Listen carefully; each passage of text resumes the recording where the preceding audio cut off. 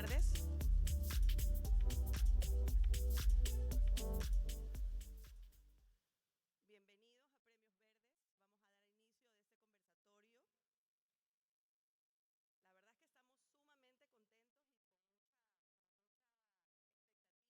mucha expectativa de este conversatorio, porque vamos a hablar de urbanismo sostenible y vamos a ver soluciones basadas en la naturaleza.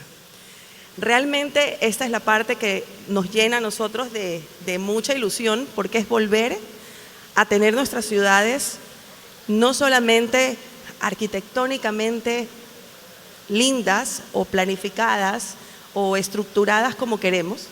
Hoy queremos ver soluciones que incorporen a la naturaleza, que nos vuelvan a esa biodiversidad con la que arrancamos inicialmente. Así que para este conversatorio invito a Luis Suárez. Él es vicepresidente de Conservación Internacional en Ecuador y lo acompañarán María Fernanda Aguirre, directora ejecutiva de Chile Green Building Council, de Roland Krebs, que se conecta desde Holanda, que es el director de Superview en Urbanism, a Iván Ortiz, que es socio director de Ares Arquitectura para América Latina, y a Manuel Colón, que es cofundador de Interperie Studio. Esta mañana este panel realmente nos va a traer eso que tanto queremos en nuestra ciudad, verla linda, verla sostenible, verlo con la gente, entendiendo lo que corresponde a la sostenibilidad. Bienvenidos todos y aprovechen este espacio.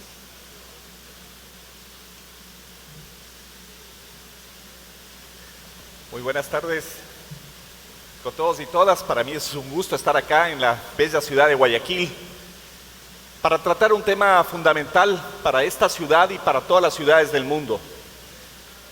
Vivimos en un planeta cada vez más urbano. Si las tendencias actuales continúan, se calcula que para el año 2050 la población urbana mundial será de 6.300 millones de habitantes, casi el doble de los 3.500 millones que habitaban este planeta en el 2010. Las ciudades, sus habitantes, sus gobiernos pueden y deben ser líderes en la promoción de una custodia más sostenible de los recursos vivos del planeta.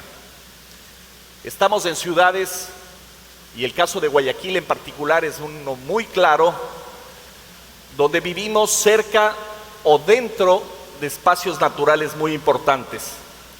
Guayaquil está ubicada en uno de los puntos calientes de biodiversidad del planeta, el llamado hotspot, como decimos los biólogos, punto caliente de la biodiversidad de los bosques tumbesinos que vienen desde el norte de Perú y se extienden por todo el Ecuador hacia el Chocó, hacia Esmeraldas y luego al Chocó colombiano en el Pacífico de Colombia hasta la frontera con Panamá. Estamos también en una ciudad que tiene los manglares como vecinos, este maravilloso ecosistema con el cual Guayaquil está interactuando día a día.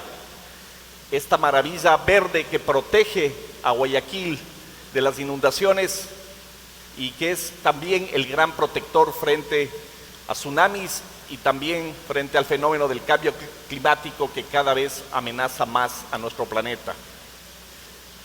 Este conversatorio es una oportunidad para conocer diferentes puntos de vista. Como ustedes escucharon, nos acompañan en este panel personas que vienen desde la planificación urbana, el desarrollo sostenible, las ciudades sostenibles, también arquitectos que trabajan en el desarrollo de proyectos urbanísticos y también un arquitecto paisajista que vive aquí en la ciudad de Guayaquil y que va a compartir también sus conocimientos y su experiencia sobre ciudades sostenibles, urbanismo sostenible y en particular sobre la incorporación de la naturaleza, de las soluciones basadas en la naturaleza para el desarrollo de una arquitectura más sostenible y de un urbanismo más sostenible. Voy a empezar con una pregunta general a todas las personas. También nos acompaña desde Viena nuestro colega que nos va a acompañar remotamente, tengo entendido que ya está conectado, de tal manera que voy a empezar con una pregunta un poquito general para ponernos a todos y todas en contexto. Y yo quisiera que nos cuenten desde su perspectiva, desde su formación profesional y también desde su corazón, cuáles son los grandes desafíos que enfrenta América Latina y el mundo en general para tener ciudades más sostenibles. Quizás empecemos contigo, María Fernanda. ¿Cómo ves tú y cuáles son esos desafíos para tener ciudades más sostenibles? Sí, perfecto. Bueno, antes que todo, muchísimas gracias por la invitación. En mi caso, yo vengo desde Santiago, desde Chile, donde justamente uno de los problemas que tenemos es la deficiencia en la planificación urbana y el ordenamiento territorial como instrumentos que satisfacen una planificación urbana orientada hacia el desarrollo sostenible. Un trabajo que nosotros como Consejo de Construcción Sostenible nos parece interesante es el ver las ciudades no como un todo, sino como una sumatoria de distintos territorios con distintas problemáticas. Nosotros tenemos que entender que las ciudades de América Latina son sumamente inequitativas, tienen muchos sesgos dentro de una misma ciudad. Guayaquil no está exenta de esa problemática. Entonces, una visión que nosotros estamos tratando de propiciar es justamente que dentro de una misma ciudad se tiene que tener una intervención a nivel de territorio, y ese diagnóstico necesariamente tiene que proponer soluciones territoriales. Y eso es válido para todas las ciudades de Latinoamérica, porque justamente parte de lo que yo vengo a hablar hoy tiene que ver con ese componente social de resiliencia súper importante al entender esta diversidad dentro de las mismas ciudades. Muchísimas gracias, María Fernanda. Iván, tú has trabajado en proyectos grandes, en proyectos más pequeños también, en planes maestros para ciudades y también en planificación de obras privadas. ¿Cuáles son esos grandes desafíos que tiene el urbanismo sostenible en América Latina? Buenas tardes a todos. La verdad es que lo comentábamos en días anteriores, el hacer ciudad es un problema, es un tema sumamente complejo, por lo que comenta María Fernanda, básicamente, ¿no? Porque son diversas problemáticas conjuntadas en una sola, ¿no? Entonces, ¿cómo podemos lograr unificar criterios y lineamientos para poder ejecutar ciudades cada vez mejores, ¿no? Yo creo que hay varios puntos, ¿no? Uno es, evidentemente, que las sociedades se vuelvan mucho más participativas, ¿no? En definitiva, creo que también las nuevas tecnologías y los tiempos que vivimos ahora favorecen a que las comunidades se vuelvan más participativas, ¿no? Nos han sucedido cosas recientemente que nos distancian o que nos distancian, pero hay otras cosas que nos acercan, ¿no? Entonces yo creo que eso lo tenemos que aprovechar, ¿no? Son situaciones que no pasaban antes. Por otro lado, bueno, es la participación de los diferentes actores dentro del hacer ciudad, ¿no? Una, somos los que directamente estamos involucrados, los técnicos, ¿no? Los arquitectos, los que hacemos la ciudad, pero al final todos somos actores, ¿no? Los que evidentemente todos la habitamos. Pero sí, yo creo que el desafío más grande es vincular a esos actores y tratar de hacer, digamos, cohesión y marcar los caminos para poder, y digamos las vías de comunicación para poder vincular a esos diferentes actores y que participen en lo que les corresponde de la mejor manera, ¿no? Yo creo que ese es el desafío más grande en el que a los que se enfrentan las ciudades, ¿no? Cómo vincular en cada proyecto, sea puntual o sea macro, a los actores adecuados para cada caso, ¿no? En este caso, y al final a los gobiernos pues les corresponde ser esos canales para poder llevar en la vía adecuada a ejecución todos esos proyectos. Muchas gracias, Iván. Manuel, tú vienes originalmente de Puerto Rico, ya estás en Guayaquil 8 años, arquitecto paisajista. Desde tu perspectiva, ¿cuáles desafíos adicionales tú plantearías a estos dos que ya nos han planteado con mucha fuerza, María Fernanda e Iván, el tema de la planificación del territorio, del ordenamiento territorial con justicia, con equidad, como menciona María Fernanda, el tema de la participación multiactor? ¿Qué otro elemento, qué otro desafío plantearías tú, además de los dos que ya hemos escuchado? Bueno, buenas tardes. Primero que nada, muchas gracias a todos por estar aquí. Como arquitecto paisajista, obviamente me toca abogar por la vegetación y por los árboles y por eso que es un poco más efímero, más intangible. Y nos hemos dado cuenta con lo que vivimos en los últimos 2 años que vivir en el exterior es mucho más importante que todos los interiores que hemos construido en los últimos 100 años de la modernidad. Carecemos de espacios de estar, de ocio, de libre albedrío, de simplemente estar bajo la sombra de un árbol para comprender lo que significa el entorno natural. Estar a la intemperie, estar a la merced de los elementos, aquí en esta ciudad que son extremadamente marcados, una temporada seca que dura 8 meses, unas aguas que nos inundan cada cierto tiempo. Hay que estar un poco más pendientes de esas condiciones. Muchas personas que vivimos en el trópico consideramos que no vivimos en estaciones, pero son súper marcadas. Tenemos 4 estaciones como los vecinos del norte: la floración, las semillas, la primavera, el otoño y el invierno. Siguen siendo fenómenos que hay que observar y resguardar. Y no solo los árboles, se nos olvidan siempre las aves, los insectos, los anfibios, que a la par, si uno los mira de frente, tienen el mismo vacío que nosotros de existir. Y es sumamente importante mantener esa biodiversidad dentro de una ciudad, como también en los grandes bosques y espacios naturales que hemos conservado de manera como Estado o como municipio. Porque los espacios pequeños y abandonados o espacios remanentes son de gran diversidad dentro de la ciudad, aunque no lo parezcan. Muchas gracias también, Manuel. Vamos a pedirle a nuestro colega Roland, que está desde Viena, que nos cuente desde su perspectiva cuáles son los grandes desafíos para el urbanismo sostenible en América Latina. Adelante, Roland. Hola y saludos desde Viena.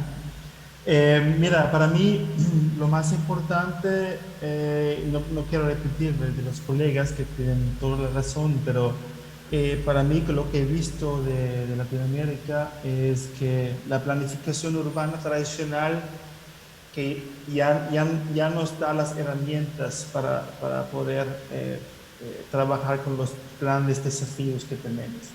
Entonces, la planificación urbana tradicional, que es la zonificación y los planes parciales, yo creo que ya no son más practicables porque la complejidad de los temas que nos da. Los temas son la vivienda, la movilidad, los desastres naturales y los costos de la vida. Y yo creo que nosotros tenemos que crear nuevas herramientas para que la gestión del urbanismo es un nuevo trabajo, es un nuevo tipo de trabajo que no es un arquitecto, no es un paisajista, creo que es un trabajo súper multidisciplinario.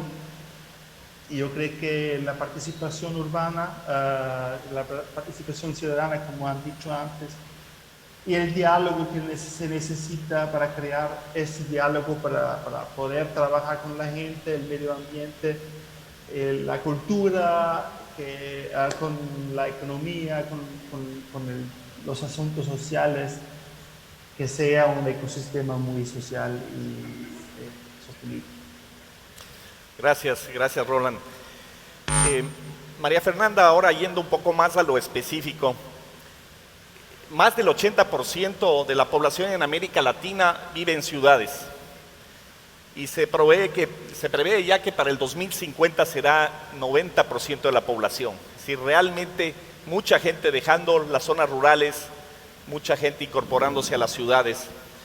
Y esto hace que las ciudades crezcan a expensas muchas veces de espacios naturales. Se van expandiendo, nos vamos comiendo no solo las áreas naturales dentro de la ciudad, pero también vamos avanzando la deforestación hacia los alrededores. ¿Cómo integrar a la biodiversidad en la planificación urbana?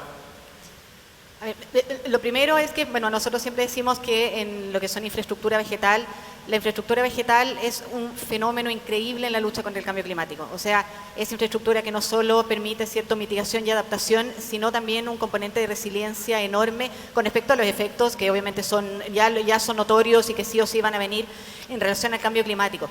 El tema de la integración de la biodiversidad es súper compleja, porque lo hablábamos un poco hoy día en la mañana, ¿cierto? Todas las ciudades son diferentes, entonces lo que uno no quiere, ¿cierto? Son estas ciudades que crecen en esta forma muy inorgánica, que siguen finalmente absorbiendo ecosistemas y convirtiéndolos en ecosistemas urbanos de alta vulnerabilidad, sino que finalmente uno tiene que buscar soluciones de cómo densificar las ciudades, propiciar la conectividad, pero a su vez generar estos espacios, ¿cierto? Que sean espacios de esparcimiento, que sean espacios equitativos también y que sean accesibles para todas las personas.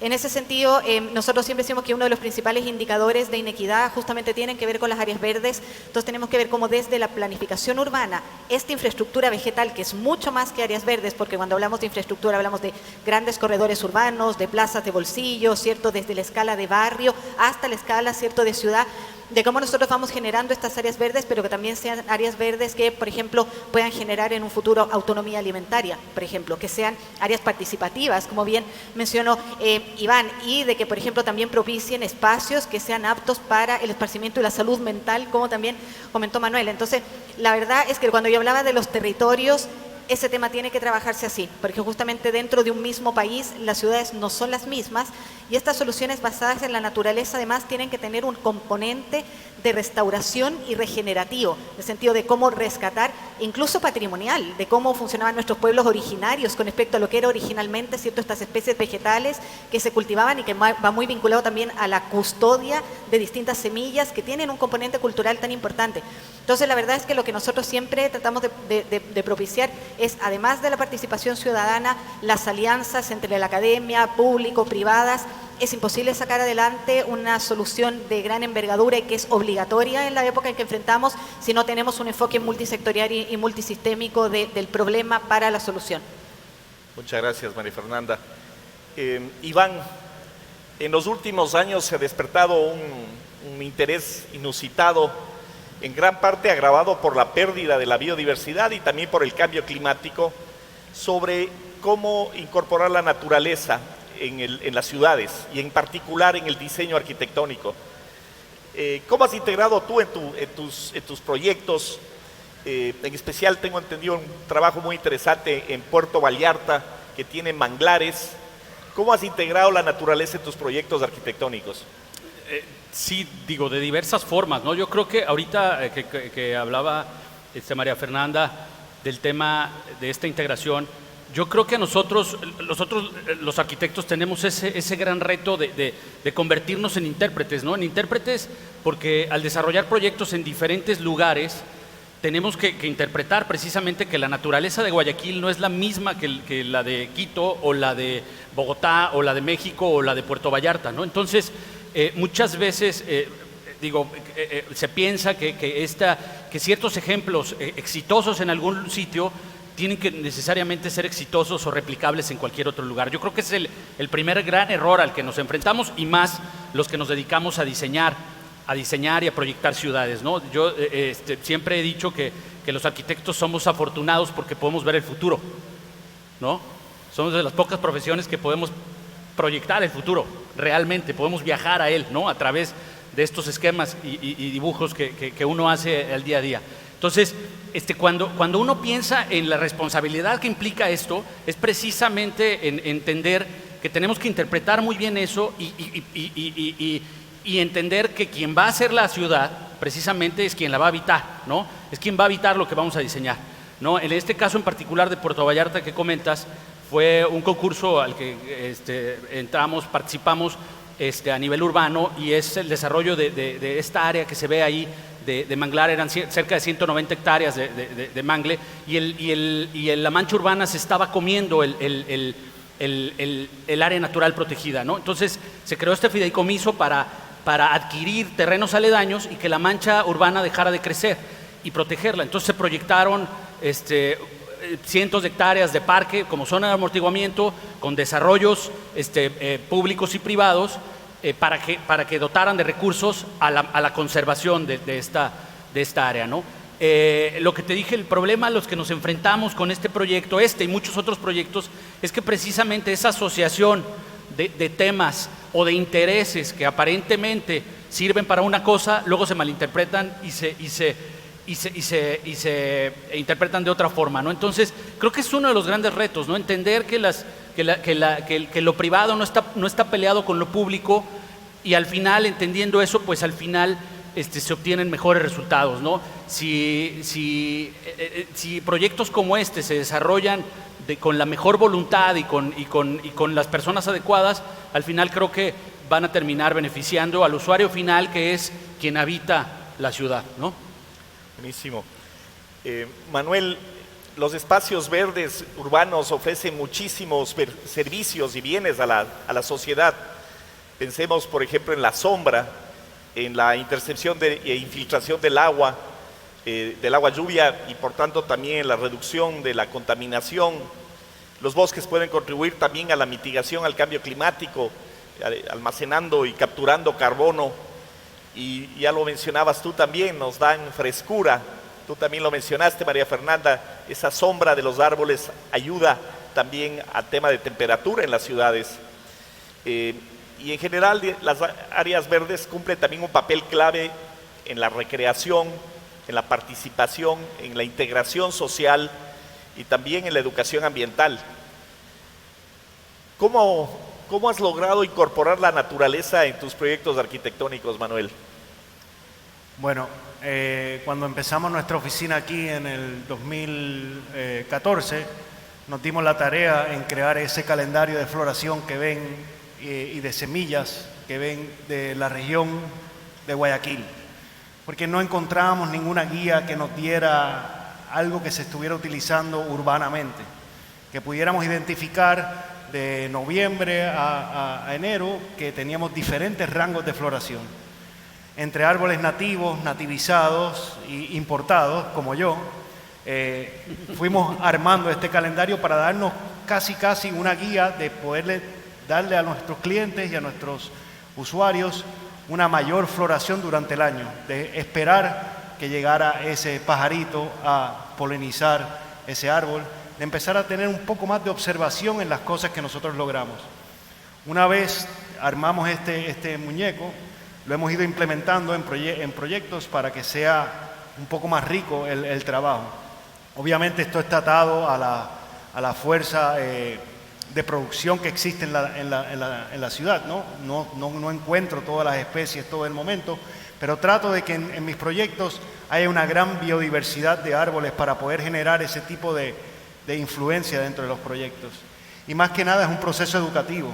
O sea, creo que la mayoría del desarrollo se ha concentrado en el hormigón y en la fuerza bruta la modernidad, el higiene es casi tactible la superficie, ¿no? Y esto es mucho más intangible, es mucho más de espera, de observación, de adquirir un poco de amor a regresar a la tierra. Si uno mira hacia atrás, la mayoría probablemente todos nuestros ancestros fueron agricultores. Y eso es solo 100 años atrás. Entonces, de alguna manera, en alguna parte de la materia gris nos queda un poco de ir a tocar un poco más esa tierra. Y es dándole eso al usuario. Buenísimo. Roland, los centros urbanos generan una gran cantidad de demanda de bienes y de servicios y también generan un impacto ambiental muy fuerte. Recordemos que, por ejemplo, las ciudades contribuyen entre el 60 y 70% de las emisiones de gases de efecto invernadero a nivel mundial. Por lo mismo, las ciudades son parte del problema, pero también pueden ser parte de la solución, de la lucha contra el cambio climático.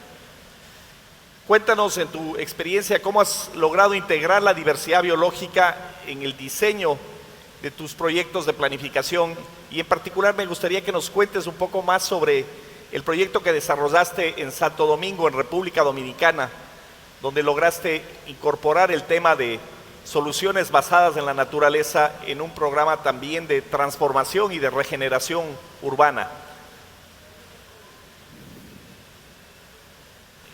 Estás en mute, creo, Roland. ¿Escucha? Ahora sí, ahora sí. Sí, ahora sí. Bueno, nosotros somos una empresa de urbanismo y arquitectura sostenible y trabajamos, por ejemplo, en Lima, trabajamos en Santo Domingo y en muchos lugares en Latinoamérica, en el Caribe también. Y el caso de Santo Domingo es muy específico porque, y también puede ser como algo muy, un caso que nos encontramos en todas las ciudades que tenemos, también en Europa, ¿no? Y no es algo específico de Latinoamérica. Entonces son las grandes avenidas urbanas, ¿no? Las grandes avenidas urbanas, las autopistas que han construido en los años 70 y 80. Y ahora se está repensándolo y esto está pasando en Santo Domingo. La avenida Quinto Centenario, que es una autopista de 5 kilómetros, dentro de la ciudad, dentro del tejido urbano existente, que se construyó en los 90 y es una cicatriz urbana o una herida urbana, como lo dicen la gente ahí, los mismos planificadores de ahora dicen es nuestra herida. Y bueno, la solución entonces era muy simple, porque el tejido urbano existente no podía acomodar la cantidad de automóviles en la cuadrícula histórico. Entonces la solución que pensaron es, bueno, hacemos 8 carriles en el centro y sacrifiquemos los árboles y toda la utilidad del lugar, ¿no? Porque desaparecieron barrios enteros para esta autopista. Pero en los 90, no, más tarde, en los años 2000, construyeron un metro. Es un metro de primer mundo, es el mismo metro que tiene Barcelona, ¿no? Pero la gente no lo usa. ¿Por qué la gente no lo usa? Porque no hay accesibilidad, no hay acceso, y es el espacio público que está pésimo en la ciudad y no funciona el metro en sí para la clase media baja, porque es la mayoría de la gente que podría utilizarlo. Entonces, al mismo tiempo, en la ciudad de Santo Domingo hay muchísimas islas de calor, ¿no? Heat islands, urban heat islands, que es un problema grandísimo, porque hoy en día, casi no se puede vivir así en la ciudad por tanto calor que hay. Y la idea es ahora crear corredores verdes en la ciudad para introducir y transformar esas avenidas urbanas a avenidas verdes, ¿no? Y redimensionar la autopista y transformarlo a una calle, ¿no? Entonces, en vez de 8 carriles, empezamos con 6, ¿no? Y en vez de los 2 carriles, en los 7 metros, 8 metros que tenemos más de espacio, vamos a arborizar otra vez. Creamos lugares nuevos porque la cuadrícula es súper ¿no? ortogonal y como todas las autopistas son siempre, ¿no? como curvas, entonces siempre hay como espacios de triángulos y esos son los pequeños lugares que nosotros vamos a hacer como espacio verde para la gente, lugares para permanecer, para cortar el uso de los carros y también trabajar en las plantas bajas de los edificios existentes, porque hay como muchísimas oportunidades para pequeños negocios que pueden hacer, hay como una idea de crear trabajo también a través de estos proyectos de renovación urbana. Entonces, es un proyecto muy simple en sí. Yo creo que se necesita la voluntad política para hacerlo y también hay como hacer un muy buen diseño, pero está claro, pero sin la alcaldía, sin las autoridades que tengan esa visión, yo creo que nadie puede hacer ese tipo de proyecto. Pero sí, estamos en esto y creo que va a funcionar muy bien.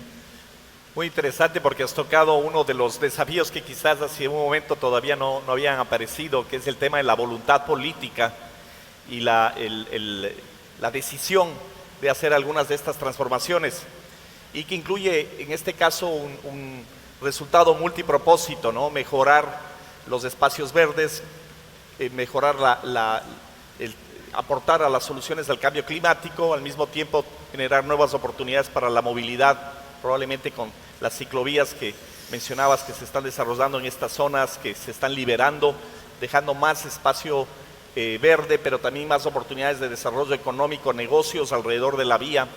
Entonces termina siendo soluciones que aportan a la conservación, pero también aportan al bienestar humano y al desarrollo económico. Seguimos contigo, Roland, y vamos ahora retornando en un orden un poquito diferente. Tú has trabajado mucho también el concepto de ciudades compactas. Cuéntanos en qué consiste ese concepto y cómo integra lo verde, la naturaleza al concepto de ciudad compacta. Bueno, nosotros trabajamos no solamente en Latinoamérica, sino también en Europa, en Asia también. Y tenemos un proyecto ahora en Sarajevo, en Bosnia, y tuvimos hace como 5 años un proyecto en Montego Bay, en Jamaica, ¿no? Y parecen como lugares súper diferentes y como nada que ver, que no puedes comparar. Porque si nosotros tenemos la idea de crear ciudades para la gente,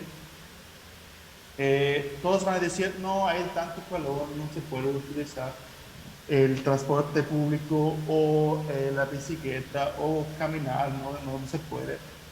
Entonces, la gente está muy acostumbrada a utilizar el carro donde sea, no importa si es el Caribe o Balcanos.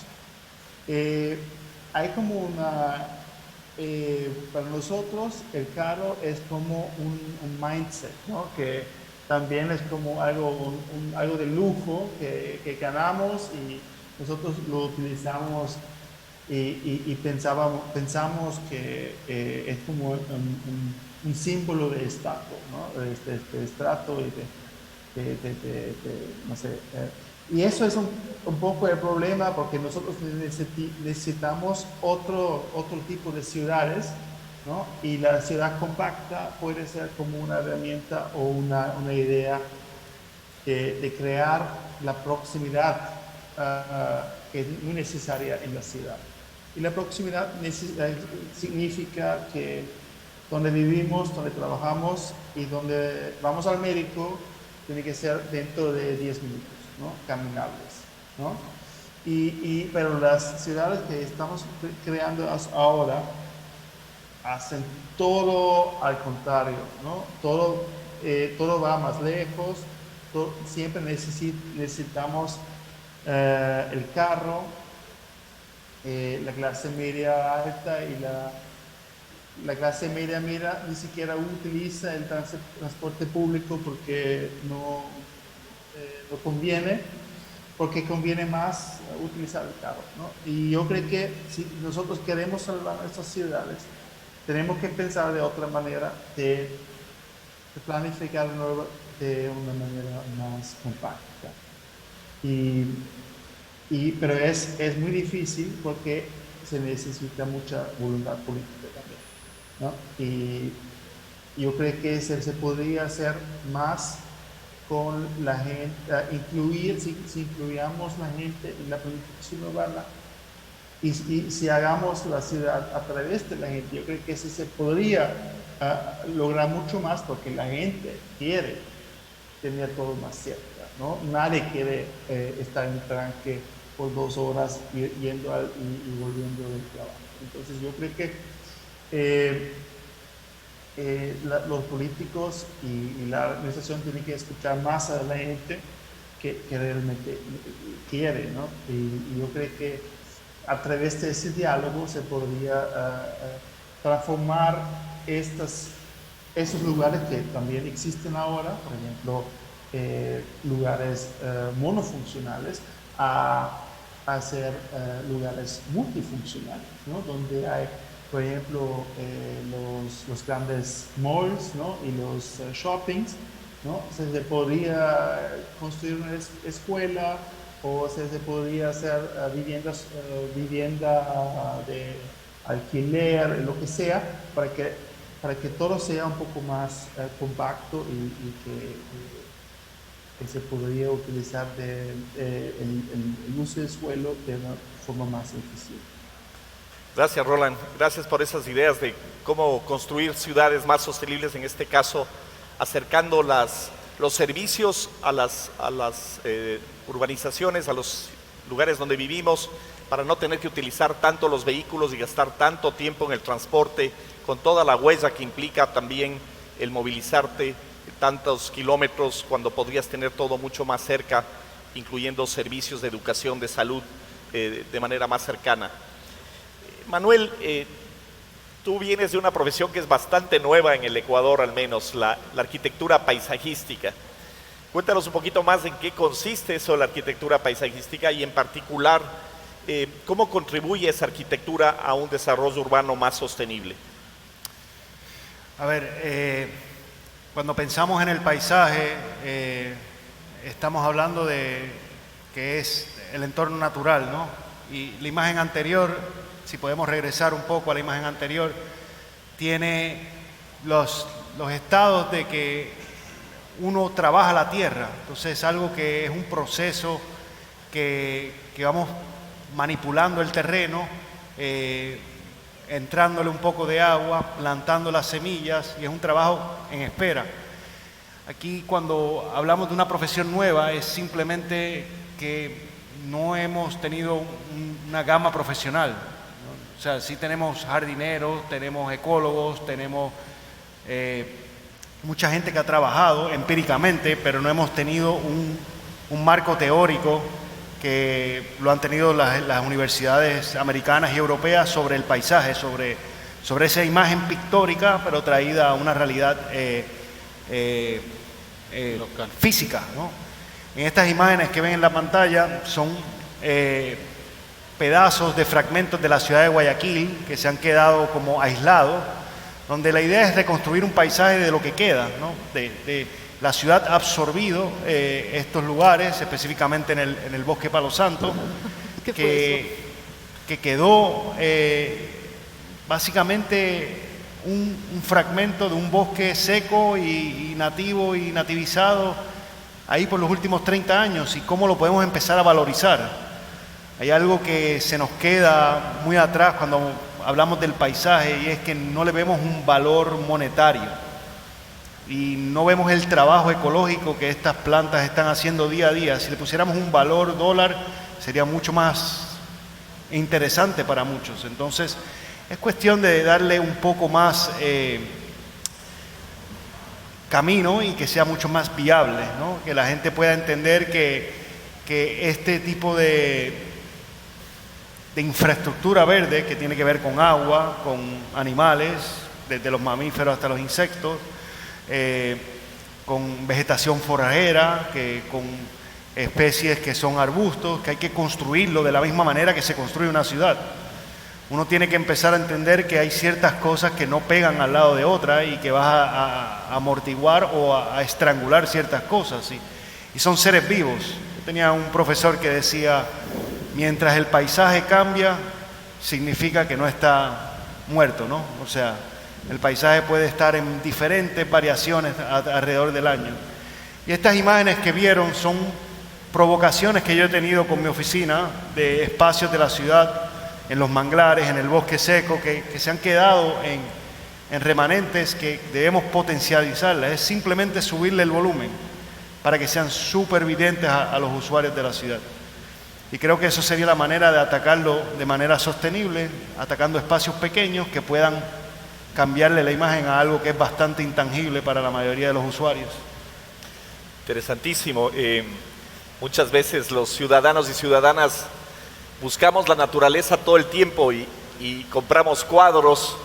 A veces nos regalan un afiche de un bosque y lo ponemos en nuestra casa. Tratamos de llevar la naturaleza a casa, pero en este caso es más bien a través de la arquitectura cómo integrar la naturaleza en nuestra vida, en nuestras casas, en nuestras urbanizaciones, y tener el paisaje vivo, y no tenerlo solamente en un cuadro, sino tenerlo en la ventana al abrir la cortina y poder ver ese paisaje vivo junto a nosotros. Iván, tú ya tienes una trayectoria muy larga de muchos años.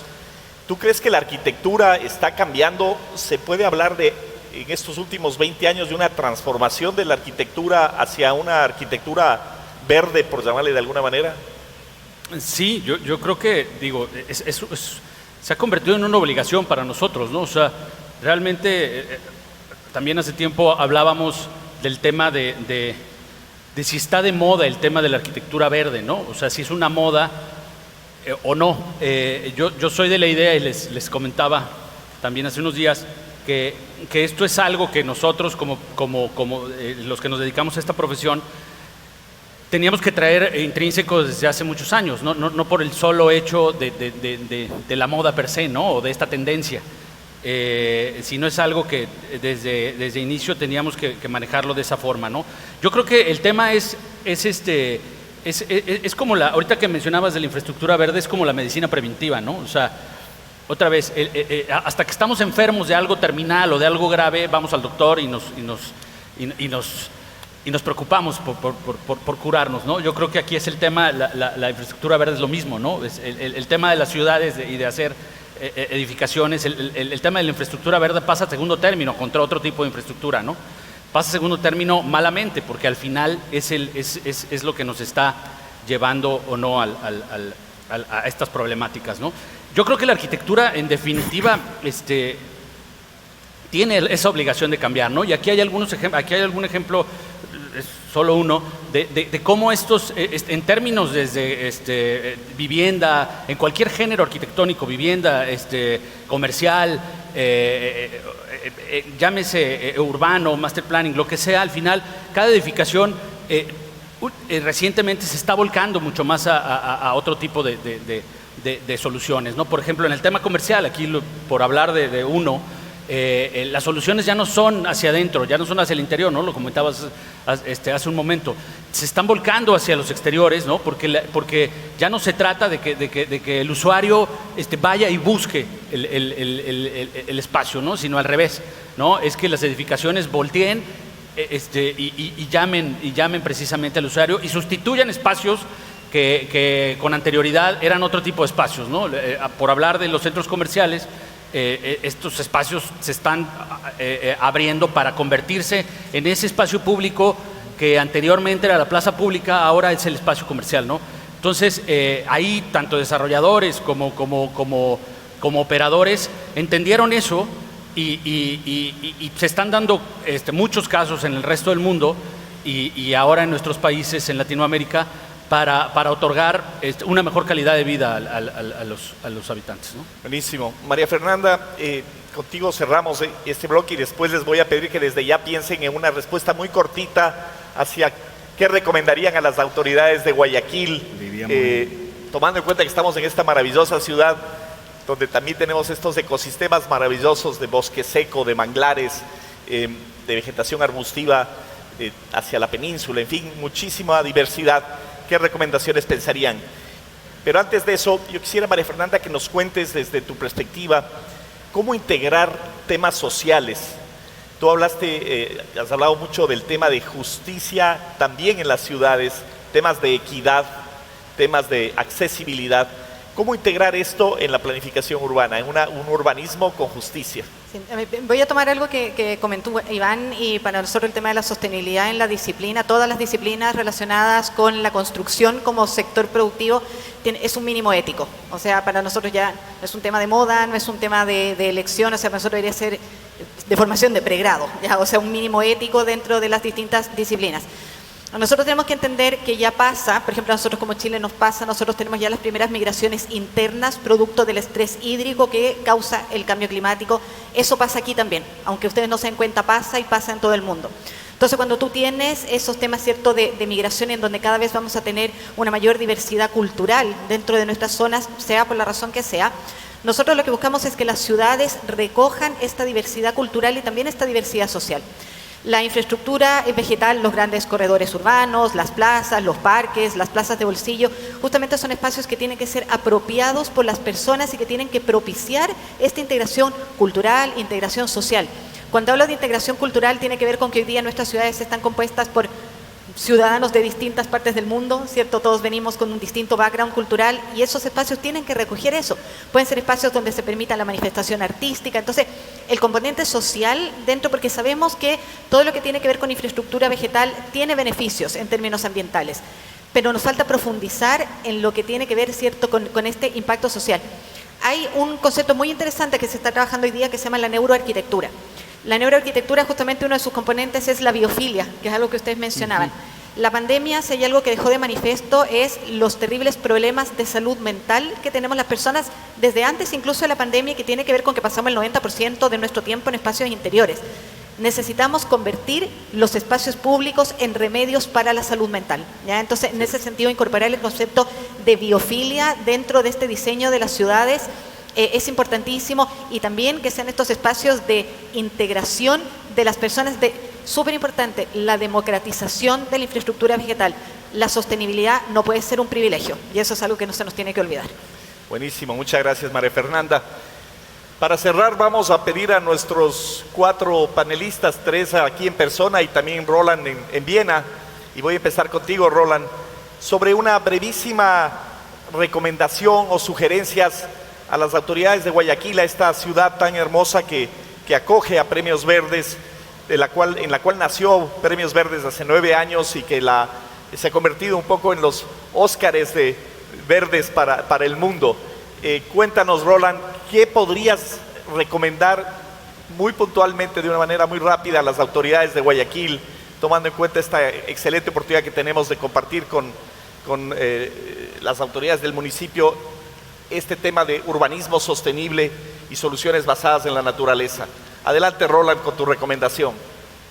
Sí, mi recomendación se va a dirigir a los métodos y las herramientas otra vez, porque todo empieza así, cómo trabajamos dentro de la ciudad y cómo se puede mejorarla.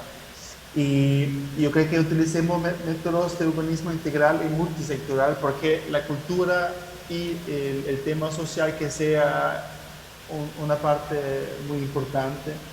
Y bueno, hay que siempre gestionar el urbanismo. Entonces, el urbanismo o el proyecto urbano no es un proyecto en sí, es un proceso. Hay que entenderlo como un proceso, que es un proceso más largo. Y siempre, nosotros en la oficina siempre trabajamos con paisajistas, y casi en todos los proyectos que tenemos en Europa es obligatorio codiseñar proyectos con paisajistas. Entonces la carrera de paisajistas está como desde 10 años en proyectos de diseño urbano, y nosotros lo utilizamos bastante. Yo creo que es siempre una buena manera de no solamente tener un arquitecto, sino también tener otro punto de vista de un paisajista. Que es y lo que es muy importante es no solamente diseñar la ciudad y de planificarla, sino que también controlar la calidad de los grandes proyectos urbanos y no dejar todo al sector inmobiliario, y de controlarlo un poco. Solamente tengo un ejemplo. Nosotros en varios proyectos hacemos estudios microclimáticos de los proyectos, donde medimos cómo los proyectos, por ejemplo, evitan heat islands, ¿no? Estas islas de calor, y cómo pueden mejorar los proyectos inmobiliarios el entorno. O, por ejemplo, si hablamos de los parques nuevos que se van a construir quizás, siempre, bueno, si se utiliza estudios microclimáticos, se podría utilizar simulaciones computizadas para medir qué efecto tiene un proyecto paisajístico. Y entonces yo creo que resumiéndolo es, proyecto no es un proyecto en sí, sino un proyecto urbano es un proceso siempre, y la multidisciplinaridad es muy importante y el control de calidad también. Entonces, Muchísimas gracias, Roland. Excelentes las recomendaciones. Vamos con Manuel. Manuel, bueno, tú estás acá muy cerca, puedes interactuar con más frecuencia seguramente con las autoridades. ¿Cuáles son esas grandes recomendaciones hacia las autoridades y también quizás, ¿por qué no pensar las recomendaciones a la ciudadanía, a los guayaquileños y guayaquileñas? ¿Qué les recomendarías para tener una ciudad más sostenible? Si hablamos de un ejemplo un poco más aterrizado, concreto, es recoger todos los espacios de bolsillo, todos los remanentes que han quedado atrincherados por la urbe, entre las autopistas, que no son territorio de nadie, que están en un estado de limbo, y darle un pequeño mantenimiento, darle un poco de... Tenemos algo de biodiversidad que nos cae del cielo. Una gotera, Así es. Una señal. O sea, sembrar unos ciertos árboles, dar ciertas podas, simplemente como para mimetizar esa vegetación que nos hace falta. Es poca inversión, no son espacios que son de alta utilidad, pero sí son espacios que son de alta biodiversidad actualmente, son espacios donde se infiltra el agua, son espacios de tránsito de animales y son porque quedan fragmentados entre la ciudad, y creo que esos espacios están en suma urgencia en la ciudad. Podemos hablar del Cerro Colorado, las franjas de aguas que quedan entre Mucholote y Milote. O sea, son muchos espacios que han quedado fragmentados y esos mosaicos realmente los debemos recuperar. O sea, no son espacios que están en un deterioro bastante alarmante, ¿no? Ahora, si vamos a algo un poco más ideal, a las autoridades quizás necesitamos una serie de competencias donde sean multidisciplinarias, ¿no? Donde entremos arquitectos, ecólogos, biólogos, trabajadores sociales, no el típico término de referencia de constructores y arquitectos, porque ese equipo no va a dar una solución con soluciones basadas en la naturaleza, porque prácticamente han estado trabajando con el hormigón, con el acero y ese tipo de trabajo. Necesitamos, como dijo bien Roland, un equipo multidisciplinario que apoye a tratar de crear una visión un poco más cosmopolita dentro de las soluciones verdes para poder atacar francamente estos espacios. Gracias, Manuel. Iván, si tuvieses esos 5 segundos o 10 segundos en un ascensor con las autoridades del municipio de Guayaquil, ¿qué les recomendarías en esa conversación muy rápida? Ese tipo de analogías me han sucedido, 5 segundos para presentar algo. No, yo creo, digo, es bien complejo dar una recomendación, y menos cuando no se ha estado de ese lado del escritorio, ¿no? Yo no soy nadie para venir a evangelizar ni nada, pero digo, yo dentro de mi experiencia creo que, y de mi visión, lo que yo veo es que al final creo que las autoridades se tienen que dar cuenta que su labor principal es convertirse en facilitadores del desarrollo al final, ¿no? Se cae en el error, creo yo, o en la confusión de que la responsabilidad de las autoridades es desarrollar o hacer, cuando no debe ser así, siento yo, ¿no? Al final se tiene que convertir las autoridades en facilitadores y en guías para ejecutar las cosas, ¿no? Ahorita pones varios ejemplos de recuperamiento y de desarrollo de espacios. Me recuerdo fuertemente algún proyecto en México del desarrollo de los corazones de manzana, estos corazones de manzana en los centros históricos que generalmente estaban abandonados, ocupados por indigentes o derruidos o lo que sea, y cómo un proyecto recuperó en Ciudad de México y en algunas otras ciudades estos corazones para ejecutar desarrollo y recuperarlos de alguna forma, ¿no? Lo mismo con los espacios verdes, ¿no? Hay un ejemplo reciente en Ciudad de México también interesante que se llama el Parque La Mexicana, ¿no? Es un desarrollo paisajístico bien interesante, no sé si lo conoces, Manuel, pero en donde se involucraron inclusive temas también de involucramiento de iniciativa privada y se les dieron espacios para hacer comercializables ciertas áreas y poder generar recursos para este gran espacio verde que se daba en esta zona de Santa Fe, en Ciudad de México, que era un tiradero de basura anteriormente y ahora es una de las zonas de mayor desarrollo. Pero al final Creo que en eso se tiene que convertir también la autoridad, no, más bien, eso es su mayor responsabilidad, el convertirse o ser facilitador. Creo que esa es la palabra, ¿no? Facilitador a través de diferentes factores, ¿no? Y de diferentes situaciones que faciliten esas recuperaciones. Gracias, Iván. Y vamos a cerrar contigo, María Fernanda.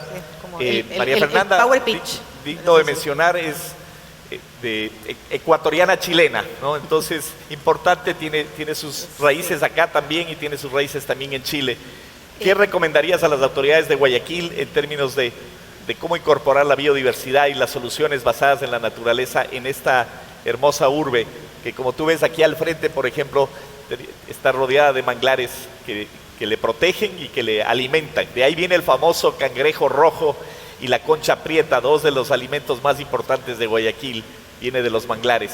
Cuéntanos, María Fernanda. Sí, eso que tú me mencionas me hace tanto sentido, Luis, porque nosotros en Santiago tenemos los glaciares, el bosque esclerófilo y los humedales y las turberas.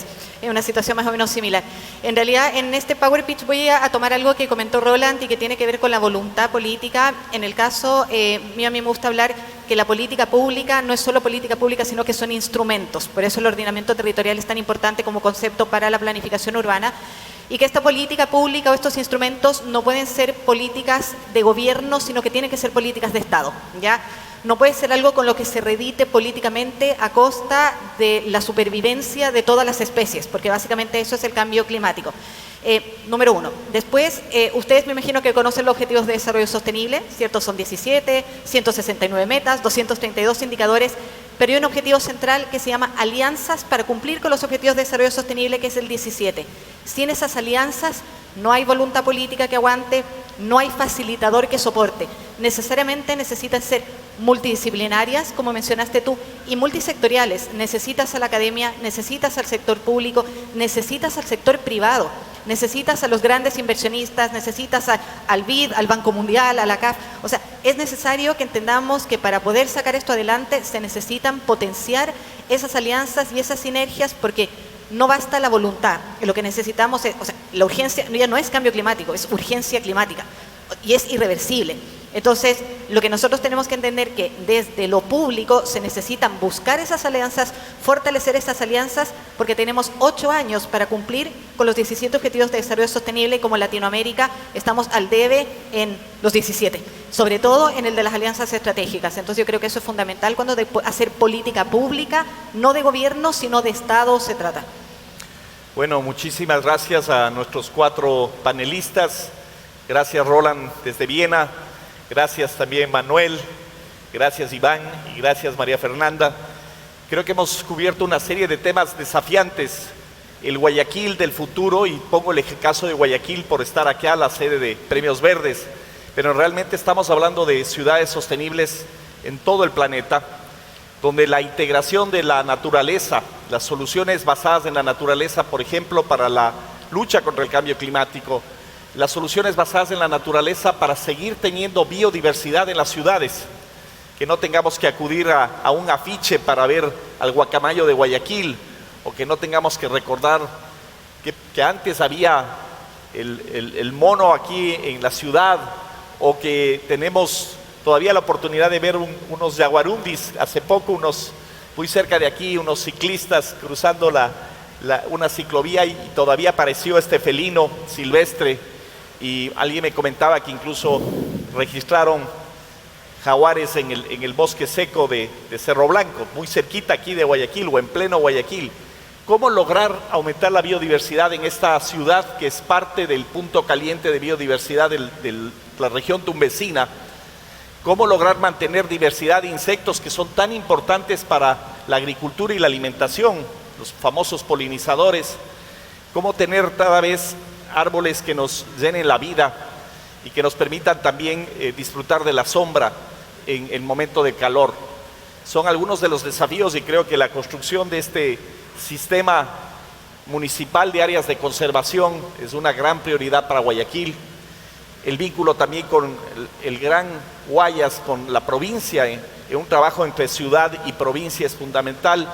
Y ya Roland nos hablaba de la importancia de pensar esto no como un producto concreto, es un proceso social, un proceso integral, social y económico y ambiental, las soluciones complejas que requieren también un trabajo muy participativo. Nos han hablado mucho de participación social, de equidad, de involucramiento de diferentes actores a través de alianzas y plataformas, y también nos han hablado mucho de la necesidad de investigar más qué tenemos para buscar también soluciones basadas en nuestra propia naturaleza, en nuestra extraordinaria diversidad biológica.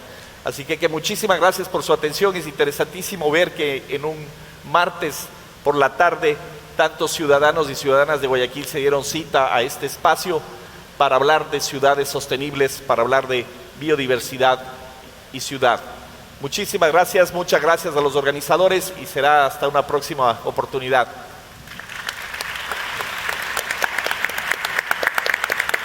Gracias a ustedes. Gracias.